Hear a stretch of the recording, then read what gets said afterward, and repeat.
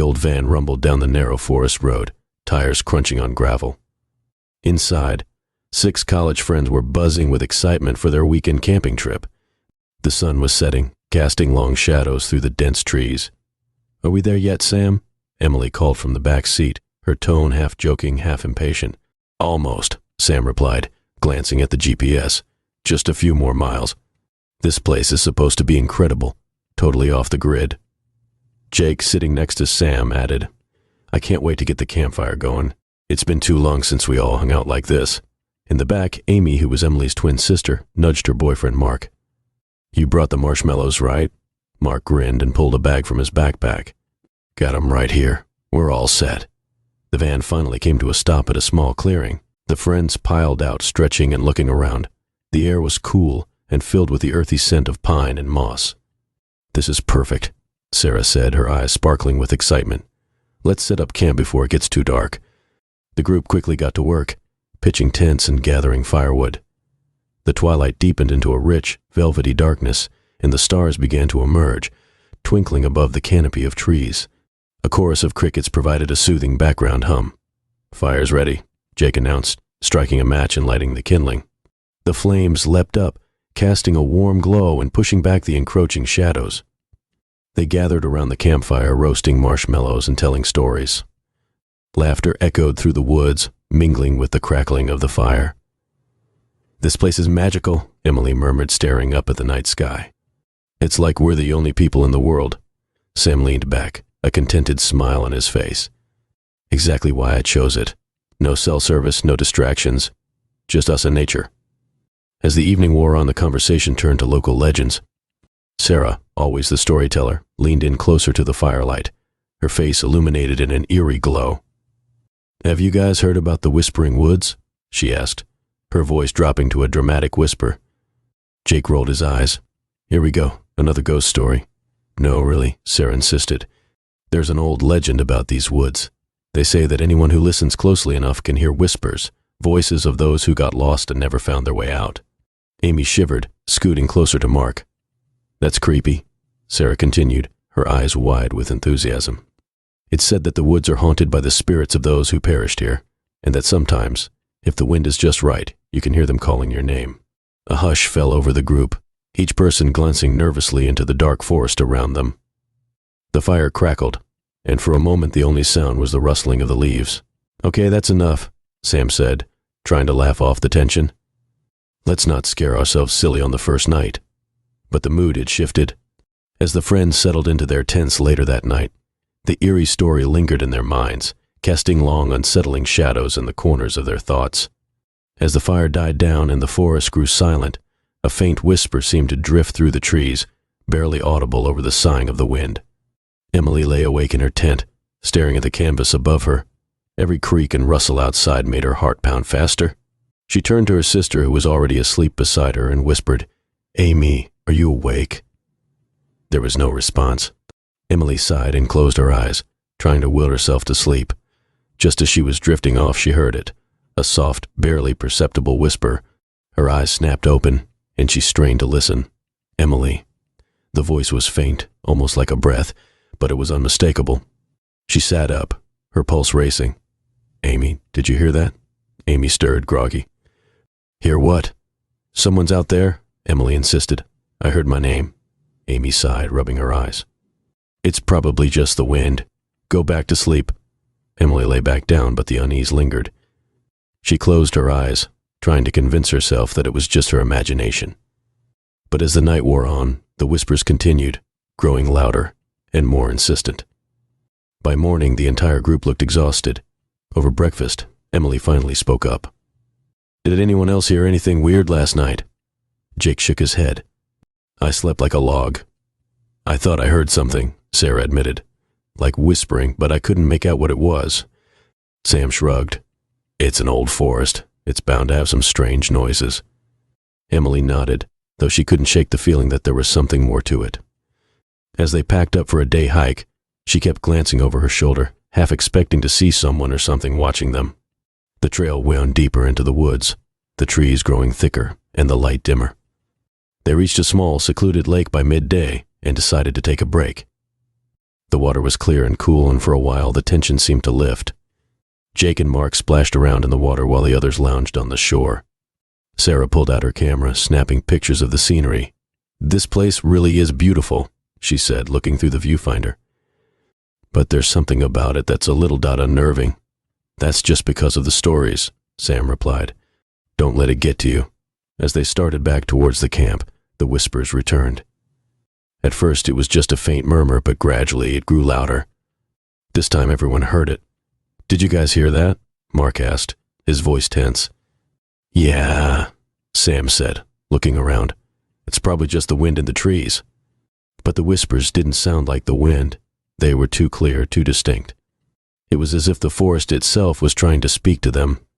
"Let's just get back to camp," Amy suggested, her voice shaking. They quickened their pace, the whispers growing more persistent with each step. By the time they reached the clearing, the sun was beginning to set, casting long shadows that seemed to twist and writhe.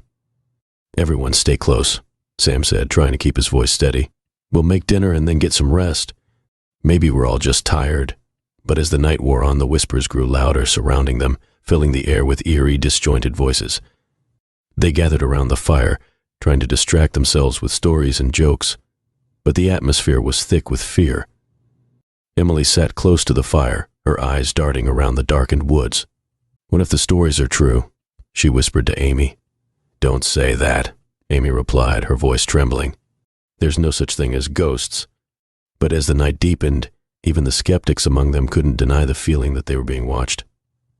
The whispers grew louder, more insistent, calling their names, beckoning them into the darkness. "Maybe we should leave," Jake suggested, his face pale. "This place is creeping me out." "We can't leave in the dark," Sam argued. "We'll get lost." "Then we leave at first light," Sarah said, her voice firm. "Whatever is out there, we don't want to be here another night." They huddled together, the fire their only source of comfort. The whispers continued, a constant, unnerving presence that refused to be ignored. Sleep was impossible, each of them too afraid to close their eyes. As dawn approached, the whispers finally ceased, replaced by the normal sounds of the forest. The friends quickly packed up their camp, eager to put the night behind them.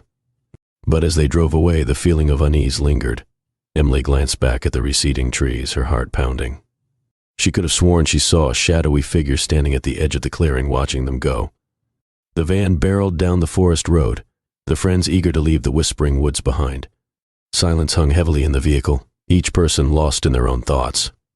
Emily stared out the window, her mind replaying the eerie whispers over and over. "Maybe we just imagined it," Jake said, breaking the silence. "Group hysteria or something." "Yeah, sure," Sarah replied, not sounding convinced. But it felt so real. "We'll be back to civilization soon," Sam said, his voice strained. "Let's just forget about it." Hours passed, and the landscape gradually changed from dense forest to open fields. Relief washed over them as they finally spotted a small town in the distance. They decided to stop at a diner for breakfast, hoping to regain a sense of normalcy. Inside the diner, the comforting aroma of coffee and frying bacon greeted them. They slid into a booth, the bright lights and cheerful atmosphere a stark contrast to the dark, foreboding woods they had left behind. A waitress with a friendly smile approached. "What can I get for you folks?" They ordered their meals, and as the waitress walked away, the group began to relax slightly.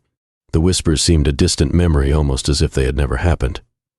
"So," Emily said, trying to lighten the mood. "What's everyone doing after this? Summer plans?" They started chatting about their upcoming internships, vacations, and summer jobs, slowly easing back into their usual camaraderie. The fear that had gripped them the night before began to fade. But then, as the waitress returned with their food, she paused, her eyes narrowing as she looked at them. "You folks look like you've seen a ghost." "We were camping," Mark explained with a shrug. "Had a bit of a rough night." The waitress set down their plates. "Whereabouts were you camping?" "Up in the Whispering Woods," Sam said, not thinking much of it. The waitress' face paled. "You were up there?" "Yeah, why?" Jake asked, frowning.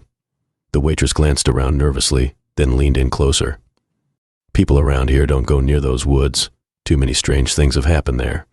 Disappearances, accidents. Folks say it's cursed." Emily felt a chill run down her spine. "We heard whispers, like voices calling our names." The waitress nodded solemnly. "You're lucky you got out. Some people don't." The group exchanged uneasy glances. Suddenly, the warmth and light of the diner felt suffocating, and the comforting chatter around them seemed distant. "Let's just eat and get back on the road," Sam said quietly. They ate quickly, the earlier sense of relief replaced by a gnawing anxiety. As they paid and left the diner, the waitress's warning echoed in their minds. Back on the road, the conversation was subdued. They decided to split up and head back to their respective homes, hoping that distance would help them shake off the lingering dread. Days turned into weeks, and the memory of the whispering woods began to fade. They resumed their normal lives, but something had changed. Each of them felt a subtle, unsettling presence that they couldn't quite explain. Emily found herself waking up in the middle of the night, certain she had heard someone whispering her name. Jake avoided wooded areas altogether, unable to shake the feeling of being watched. Sarah developed a habit of checking the locks on her doors and windows multiple times before going to bed. One night, Emily received a frantic call from Amy. "Emily, you need to come over. Now." Emily's heart raced as she drove to her sister's apartment. When she arrived, Amy was pale and trembling. "I heard it again," Amy whispered. "The whispering. It's here, Emily. It's followed us." Emily's blood ran cold. "Are you sure?" Amy nodded, tears in her eyes. "I can't stay here. I need to leave." They packed a bag for Amy, deciding she would stay with Emily for a while. As they drove back to Emily's place, the car radio suddenly crackled with static, and a faint, disjointed voice emerged from the noise. "Emily, Amy." They both screamed, swerving on the road. Emily managed to pull over, her hands shaking. "This can't be happening." Amy clutched her sister's hand. "What do we do?" Emily took a deep breath, trying to steady herself. "We need to find out what's going on. Maybe there's something about those woods, something we missed." The next day, they gathered the group together. It took some convincing, but eventually they all agreed to return to the Whispering Woods. They needed answers, and this was the only way to find them. As they approached the forest, an oppressive sense of dread settled over them. The trees loomed ominously, their branches like skeletal fingers reaching out. They parked the van and began their trek back to the clearing. The forest was silent, the usual sounds of wildlife conspicuously absent. The air felt thick, almost tangible, as if it were pressing down on them. "This is a bad idea," Jake muttered, but no one responded. They reached the clearing and set up a small camp. As night fell, they gathered around a hastily made fire, the flickering flames casting long shadows. "We need to stay together," Sam said firmly. No wandering off. Hours passed in tense silence. Then, just as they were beginning to think nothing would happen, the whispers started again. Soft at first, barely audible, but growing louder, more insistent. "Emily, Amy, Jake, Sarah." They clung to each other, fear gripping their hearts. The whispers seemed to come from all around them, a cacophony of disembodied voices. Suddenly the fire went out, plunging them into darkness. Panic set in, and they scrambled to relight it. In the brief flashes of light from their lighters, they saw shadows moving just beyond the trees. "Who's there?" Sam shouted, his voice trembling. No answer, just the whispers, growing louder and louder. "Emily, Amy, Jake." Sarah sound by Mark. The shadows closed in, and the friends huddled together, desperately trying to reignite the fire. The air grew colder, the darkness more oppressive. The whispers became a deafening roar, and they felt a presence, something ancient and malevolent watching them. In the flickering light, they saw figures emerging from the shadows, pale, ghostly apparitions with hollow eyes and twisted, mournful expressions. "Run," Sam yelled, but it was too late. The apparitions surrounded them, their cold, spectral hands reaching out. The friends screamed, but their voices were swallowed by the darkness. One by one they were dragged into the shadows, the whispers echoing in their ears. The clearing fell silent, the fire nothing but cold ashes. The Whispering Woods claimed its victims, and the forest returned to its eerie tranquility, the only sound the faint rustling of leaves in the distant, haunting whispers of the lost. Also in the end, just don't forget, it wasn't just a puppy, so you better click that subscribe button.